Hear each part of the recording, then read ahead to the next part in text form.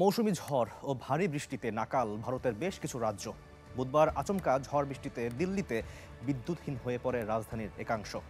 ঝড়ের দাপটে বহু জায়গায় ভেঙে পড়ে গাছ ও বৈদ্যুতিক খুঁটি। মণিপুরে ঘুমের মধ্যে গাছ উপড়ে আহত হয়েছেন বেশ কয়েকজন। আর 6 জেলায় কমলা সতর্কতা জারি করেছে আলিপুর। সতর্কতা জারি হয়েছে পশ্চিমবঙ্গেও।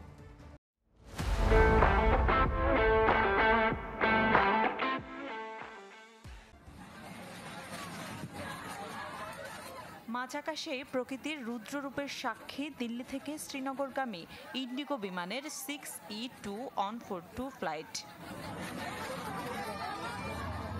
বুধবার তীব্র শিলাবৃষ্টির কবলে পড়ে বিমানটি। যন্ত্রাংশে বিভ্রাট দেখা দিলে শুরু হয় ঝাঁকুনি। আতঙ্কিত হয়ে চিৎকার করতে থাকেন যাত্রীরা। তবে পাইলটের দক্ষতায় বেঁচে যায় 227 যাত্রীর প্রাণ। যদিও জরুরি অবতরণের সময় ভেঙে যায় বিমানের সামনের অংশ।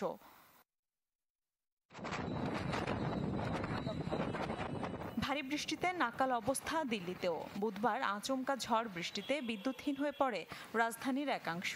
ঝড়ের দাপটে বহু জায়গায় ভেঙে পড়ে গাছ ও বৈদ্যুতিক খুঁটি। জলাবদ্ধতায় বন্ধ হয়ে যায় গুরুত্বপূর্ণ বেশ কিছু সড়ক। ব্যাহত হয় বিমান চলাচলও। এদিকে আকস্মিক ঝড় বৃষ্টির কবলে কলকাতা সহ পশ্চিমবঙ্গের কয়েক রাজ্য। শুক্রবার পর্যন্ত 6 জেলায় কমলা সতর্কতা জারি করেছে আলিপুর। নাকাল অবস্থা মুম্বাই, বেঙ্গালুরুতেও। দুর্যোগের আশঙ্কায় উত্তরবঙ্গের জেলাগুলো। মণিপুরে গাছপালা উপড়ে আহত হন বেশ কয়েকজন।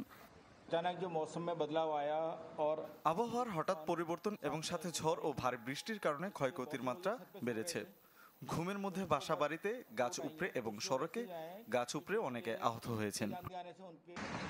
হরিয়ানা ও পার্শ্ববর্তী অঞ্চলে তৈরি হয় সাইক্লোনিক সার্কুলেশন ও পাঞ্জাব থেকে বাংলাদেশ পর্যন্ত বিস্তৃত পূর্ব পশ্চিম ঝোড়ো বাতাসের জন্য আবহাওয়ার এমন পরিবর্তন বলে জানিয়েছে ভারতের আবহাওয়া দপ্তর।